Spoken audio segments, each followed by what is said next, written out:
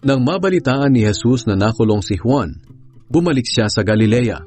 Pero hindi na siya nanirahan sa Nazareth, kundi sa Capernaum, isang bayan sa tabi ng lawa ng Galilea at sakop ng Zabulon at Naphtali.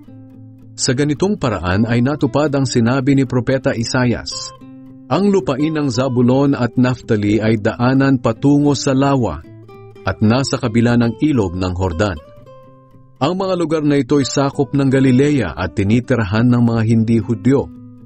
Nabubuhay sa kadiliman ng mga tao roon, ngunit makakakita sila ng matinding liwanag.